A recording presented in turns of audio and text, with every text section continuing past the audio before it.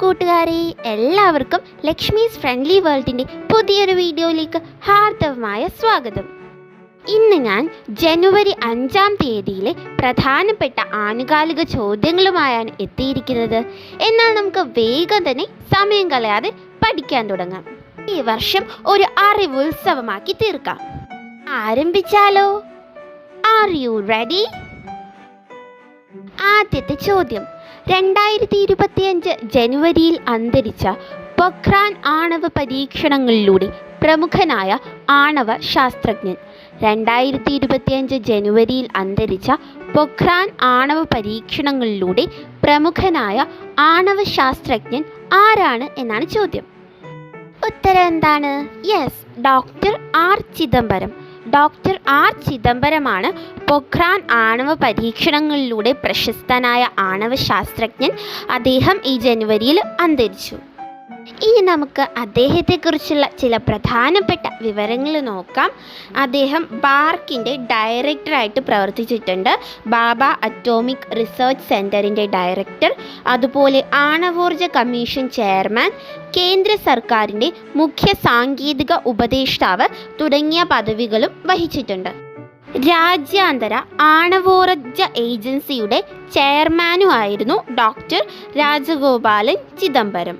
പൊഖ്രാൻ 1-2 പരീക്ഷണങ്ങളിലും വിവിധ ശാസ്ത്ര സൈനിക വിഭാഗങ്ങളെ ഏകോപിപ്പിക്കുന്നതിലും മുഖ്യ പങ്കുവഹിച്ച അദ്ദേഹത്തെ പത്മവിഭൂഷണും പത്മശ്രീയും നൽകി രാഷ്ട്രം ആദരിച്ചിട്ടുണ്ട്. 1975 അദ്ദേഹത്തിന് പത്മശ്രീ ലഭിച്ചത്. 1999 പത്മവിഭൂഷണം ലഭിച്ചു. പൊഖ്രാനുമായി ബന്ധപ്പെട്ട ഒരു വ്യക്തിയെക്കുറിച്ചാണ് നമ്മൾ പഠിച്ചത്. ഇനി ഈ പൊഖ്രാൻ എന്താണെന്ന് അറിയണ്ടേ? ഇന്ത്യയുടെ ആദ്യത്തെ വിജയകരമായ ആണവ പരീക്ഷണമാണ് 1974 മെയ് 18 നടന്ന ആദ്യത്തെ പൊഖ്രാൻ പരീക്ഷണം. ഈ പരീക്ഷണത്തിൻ്റെ കോഡ് നെയിമായിരുന്നു ഓപ്പറേഷൻ സ്മൈലിംഗ് ബുദ്ധ. എന്തുകൊണ്ടാണ് ഇന്ത്യയുടെ ആദ്യത്തെ ആണവ പരീക്ഷണത്തെ ഓപ്പറേഷൻ സ്മൈലിംഗ് ബുദ്ധ എന്ന് വിളിച്ചതെന്നറിയാമോ? കാരണം മെയ് 18 ബുദ്ധ ജയന്തി ആയിരുന്നു, ഗൗതമ ബുദ്ധൻ്റെ ജന്മദിനം. അന്ന് നടത്തിയത് കൊണ്ടാണ് ഇന്ത്യയുടെ ആദ്യത്തെ പരീക്ഷണത്തെ ഓപ്പറേഷൻ സ്മൈലിംഗ് ബുദ്ധ എന്ന് വിളിച്ചത്. മറ്റൊരു പ്രത്യേകത, P5 രാജ്യങ്ങൾക്ക് പുറത്തുള്ള ഒരു രാജ്യം നടത്തുന്ന ആദ്യത്തെ ആണവ പരീക്ഷണമായിരുന്നു പൊഖ്രാനിലേത്. P5 രാജ്യങ്ങൾ ഐക്യരാഷ്ട്ര സംഘടനയുടെ സെക്യൂരിറ്റി കൗൺസിലിലെ സ്ഥിരമായ അംഗങ്ങളാണ്. 2-ാം ലോക മഹായുദ്ധത്തിൽ പങ്കെടുത്ത് വിജയിച്ച രാജ്യങ്ങൾ United States, United kingdom, France, Russia, China എന്നീ രാജ്യങ്ങളാണ് P5 രാജ്യങ്ങൾ. രാജസ്ഥാനിലെ ജയ്സാൽമർ ജില്ലയിലാണ് പൊഖ്രാൻ സ്ഥിതി ചെയ്യുന്നത്. രാജസ്ഥാനിൽ മറ്റൊരു പ്രധാനപ്പെട്ട കാര്യം, 2024 പൊഖ്രാൻ ആണവ പരീക്ഷണത്തിൻ്റെ 50-ാം വാർഷികമായിരുന്നു. ഓപ്പറേഷൻ സ്മൈലിംഗ് ബുദ്ധയുടെ 50-ാം വാർഷികം. പൊഖ്രാൻ 1 നടന്നപ്പോൾ ഇന്ത്യയുടെ പ്രധാനമന്ത്രി ആരാണെന്നറിയാമോ? അതെ, ഇന്ദിരാഗാന്ധി. 1974 ഇന്ദിരാഗാന്ധി സർക്കാരിൻ്റെ കാലത്താണ് ഈ ആണവ പരീക്ഷണം നടന്നത്. പൊഖ്രാൻ ഒരു പരീക്ഷണം മാത്രമല്ല, 2 പരീക്ഷണങ്ങൾ നടന്നിട്ടുണ്ട്. പൊഖ്രാൻ 2 നടന്നത് 1998 മെയ് 11 മുതൽ 13 വരെയാണ്. 5 ആണവായുധ പരീക്ഷണങ്ങളുടെ ഒരു പരമ്പരയായിരുന്നു പൊഖ്രാൻ 2. പൊഖ്രാൻ 2ൻ്റെ കോഡ് നെയിമായിരുന്നു ഓപ്പറേഷൻ ശക്തി. അതുകൊണ്ട് തന്നെ ആ 5 ആണവായുധ പരീക്ഷണങ്ങൾക്ക് ശക്തി 1, ശക്തി 2 എന്നിങ്ങനെ ശക്തി 5 എന്ന് വരെയാണ് പേരിട്ടിരിക്കുന്നത്. അടൽ ബിഹാരി വാജ്പേയി ഇന്ത്യയുടെ പ്രധാനമന്ത്രിയായിരുന്ന കാലത്താണ് പൊഖ്രാൻ 2 അഥവാ ഓപ്പറേഷൻ ശക്തി നടന്നത്. അടുത്ത ചോദ്യം, ISROയുടെ ഏത് ദൗത്യത്തിൻ്റെ ഭാഗമായാണ് ബഹിരാകാശത്ത് ആദ്യമായി ഇന്ത്യ വിത്ത് മുളപ്പിച്ചത്?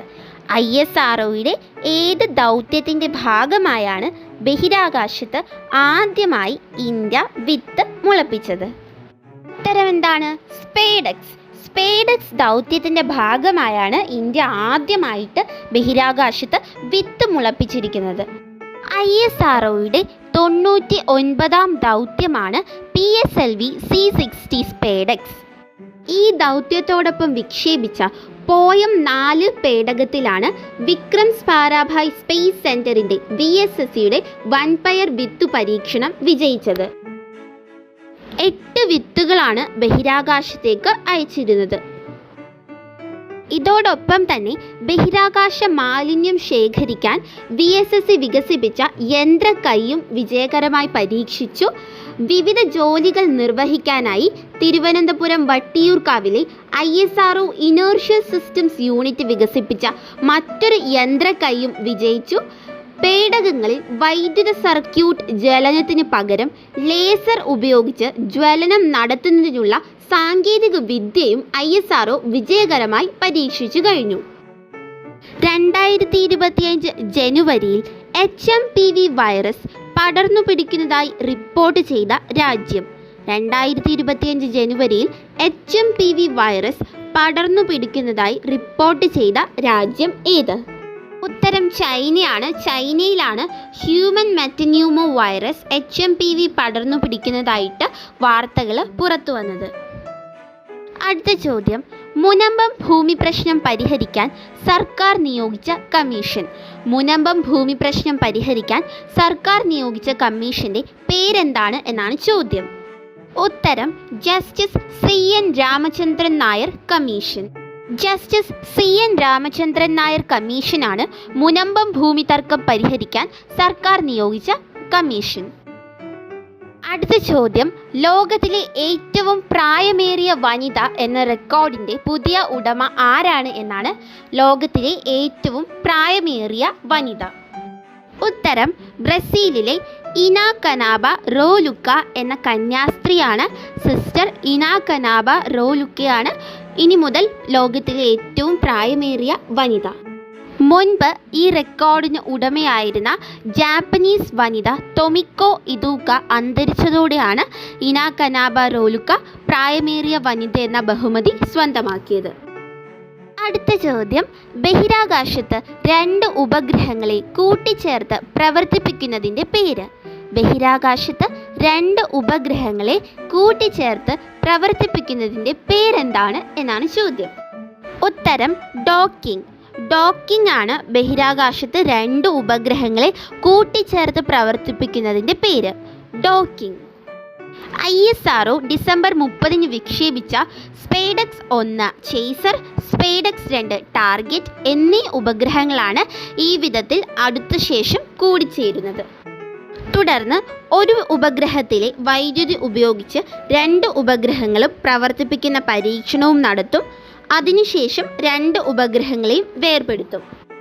ഭാരതീയ അന്തരീക്ഷ സ്റ്റേഷൻ, ചന്ദ്രയാൻ 4 എന്നീ ദൗത്യങ്ങളിൽ നിർണായകമാണ് ഡോക്കിംഗ് സാങ്കേതിക വിദ്യ എന്നാണ് ISRO അറിയിച്ചിട്ടുള്ളത്. അടുത്ത ചോദ്യം, US-ന്റെ പരമോന്നത സിവിലിയൻ ബഹുമതിയായ പ്രസിഡൻഷ്യൽ മെഡൽ ഓഫ് ഫ്രീഡം 2025 ജനുവരിയിൽ ലഭിച്ച പ്രശസ്ത അർജന്റീനിയൻ ഫുട്ബോളർ ആരാണ്? US-ന്റെ പരമോന്നത സിവിലിയൻ ബഹുമതിയായ പ്രസിഡൻഷ്യൽ മെഡൽ ഓഫ് ഫ്രീഡം 2025 ജനുവരിയിൽ ലഭിച്ച പ്രശസ്ത അർജന്റീനിയൻ ഫുട്ബോളർ ആരാണ് എന്നാണ് ചോദ്യം. ഉത്തരം എന്താണ്? Yes, Lionel Messi. ലയണൽ മെസ്സിയാണ് ഈ വർഷം പ്രസിഡൻഷ്യൽ മെഡൽ ഓഫ് ഫ്രീഡം ലഭിച്ച അർജന്റീനിയൻ ഫുട്ബോളർ. ഈ വർഷം 14 പേർക്കാണ് ഈ പുരസ്കാരം ലഭിച്ചിട്ടുള്ളത്. മറ്റ് ചില പ്രധാനപ്പെട്ട ജേതാക്കളെ നോക്കാം. US മുൻ സ്റ്റേറ്റ് സെക്രട്ടറിയായ ഹിലറി ക്ലിൻ്റൺ, വ്യവസായി ജോർജ് സോറോസ്, ബാസ്കറ്റ്ബോൾ താരം മാജിക് ജോൺസൺ, ചലച്ചിത്ര താരം ഡെൻസൽ വാഷിംഗ്ടൺ, അന്തരിച്ച മുൻ US പ്രതിരോധ സെക്രട്ടറി ആഷ്ടൺ കാർട്ടർ എന്നിവർക്കും ഈ പുരസ്കാരം ലഭിച്ചിട്ടുണ്ട്.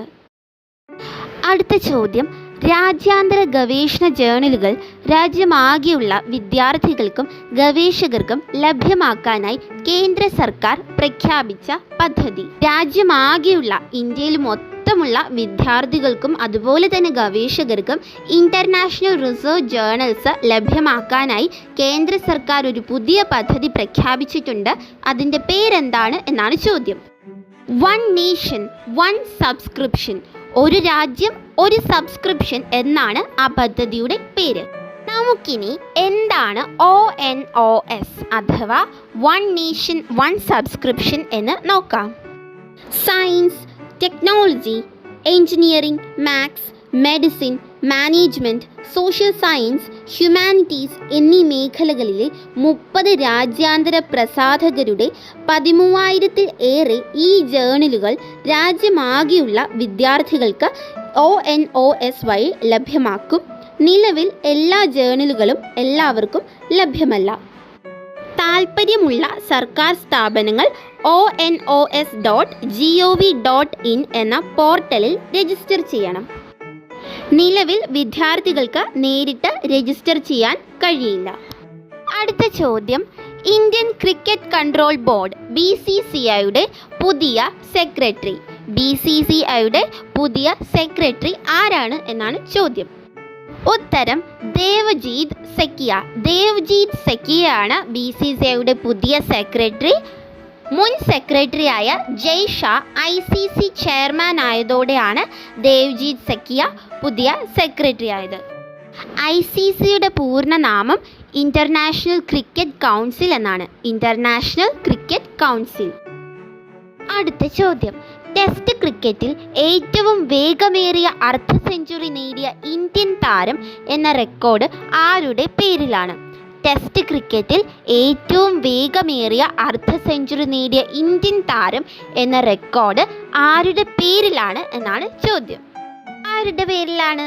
ഋഷഭ് പന്തിൻ്റെ പേരിലാണ് ടെസ്റ്റ് ക്രിക്കറ്റിൽ ഏറ്റവും വേഗമേറിയ അർദ്ധ സെഞ്ചുറി നേടിയ ഇന്ത്യൻ താരം എന്ന റെക്കോർഡുള്ളത്. ഒരു റെക്കോർഡല്ല ഋഷഭ് പന്തിൻ്റെ പേരിലുള്ളത്. ഒരു ഇന്ത്യൻ താരത്തിൻ്റെ വേഗമേറിയ 2 അർദ്ധ സെഞ്ചുറികളും പന്തിൻ്റെ പേരിലാണ്.